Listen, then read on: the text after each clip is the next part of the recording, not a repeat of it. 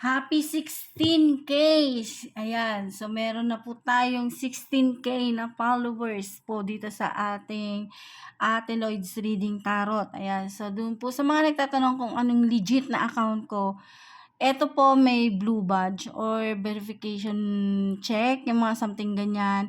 Yan, so yan po yung legit na account ko. Dito niya lang po ako yung message kasi dyan po magre-reply ako, okay?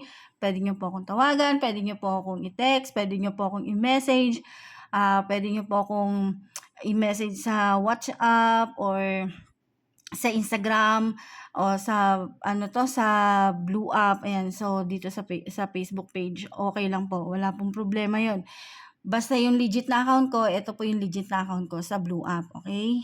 Ito po yung fan page. Ayan, so magkakaroon lang tayo ng konting reading kasi masyadong busy ang inyong lola.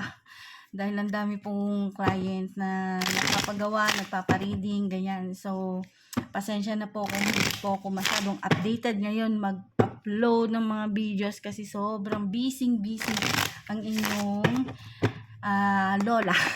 Lola talaga. Ayan. So, ito po doon po sa mga nagtatanong, ito po yung legit na account ko. Ayan, so meron kayong makikitang check doon sa dulo. Ate Lloyd's Reading Tarot. Ayan, Ate Lloyd's Reading Tarot na meron na pong 16K followers. Okay? So, merong blue badge. Ayan, so yan po yung legit na account ko. Okay? Doon sa mga, ayan, short reading lang tayo. Ano yung next na mangyayari sa love life mo? Ano yung next na mangyayari sa love life mo? Ano yung next na mangyayari sa love life mo? So, short reading lang po to ha. Ayan. Para sa update lang. Ano yung next na mangyayari sa love life mo? So, some of you, may nababibe ako dito na something good news, brand new, something brand new. Brand new na relationship, brand new na house, brand new na sasakyan, brand new na career at malaking sahod. So, yun po yung nakikita ko dito. So, some of you, yung nababibe ko dito na mga paalis na, yung mga nag-aantay ng visa nila, ayan, so marireceive nyo na yung inyong visa, okay? This year. Yan, so first of, siguro mga February, March, mga something ganon. Doon nyo marireceive yung inyong mga visa. So malaking malaking amount ng sahod yung nakikita kong marireceive niyo at may mga bagong new house, car, at saka work. Ayan. So, ano yung next na mangyayari sa relationship ninyo, sa love life ninyo? So, some of you, may nababibe ako dito na something distance, okay? Na hindi kayo nag-uusap kasi medyo masama ang loob ninyo sa isa't isa. Ayan, kaya hindi kayo nag-uusap kasi meron kayong dinadamdam sa isa't isa na parehas kayong medyo galit sa isa't isa. So, yun nakikita kong nangyayari sa sitwasyon nyo sa ngayon. Pero, etong person mo, kung feminine ka man, yung masculine na person mo, siya yung unang manunuyo sa'yo. So, yun yung nakikita ko dito. Susuyuin ka niya. So, magkakaayos naman kayo kasi yun yung nababibe ko dito na magkakaroon din ng kaayusan yung relationship ninyo. Okay? So, sa challenges, ayan, so some of you, may nababibe ako, some of you, na merong hidden na agenda ang inyong mga person. Ayan.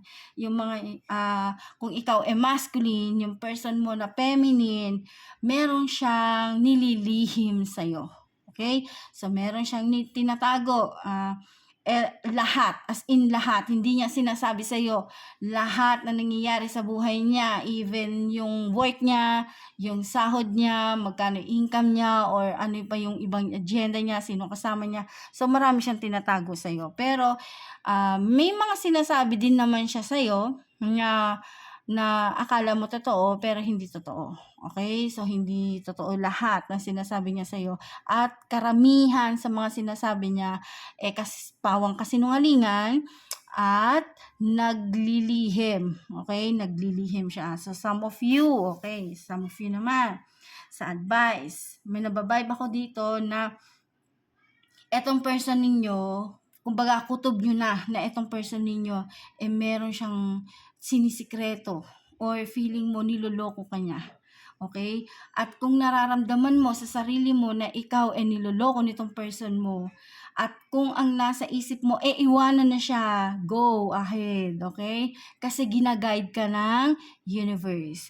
Kung papakitaan ka niya ng mga senyales, kung ano yung mga senyales na dapat mong ang tawag dito, bigyan pansin na dapat yung person na yan wag mo nang patulan o wag mo siyang pagbuhusan ng pagmamahal mo kasi hindi siya karapat-dapat sa pagmamahal mo.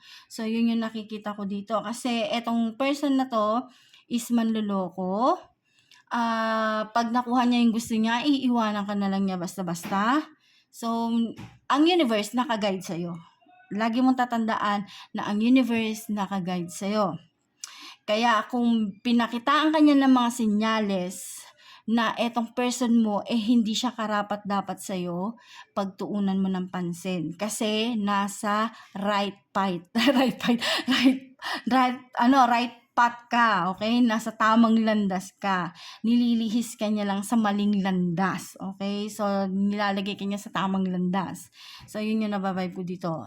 Okay, so next is some of you naman, kung kayo medyo nalalabuan sa relationship ninyo, kung anong mangyayari sa future ninyo regarding sa relationship. So, antay-antay lang, be patient, huwag kayong mainip. Kung feeling full ka or feeling mo para kang talunan, lost, o parang entitled, mga something ganon, na parang feeling mo is wala kang karapatan na mahalin o makuha mo yung gusto mo regarding sa love life. Nagkakamali ka. Okay? Hindi lang napapanahon sa ngayon sa'yo. Hindi lang siya right time etong panahon sa'yo na to. Hindi ito yung tamang panahon para sa'yo. Pero nakikita ko sa future mo, pwedeng ito is next year yung tinutukoy niya, no? Next year na tinutukoy niya na magiging successful ka sa love life, yung pinapangarap mong marriage mangyayari, yung pinapangarap mong family na gusto mong buuin is mangyayari. Okay? So, sa ngayon, mag-antay ka lang, patient, magtiwala sa proseso, kung ano yung pinagawa mo, kung meron ka mang pinagawa, magtiwala ka sa prosesong yon kasi universe ang gumagabay sa'yo. Okay, so yun lang po. Maraming salamat. Thank you and God bless. Bye-bye.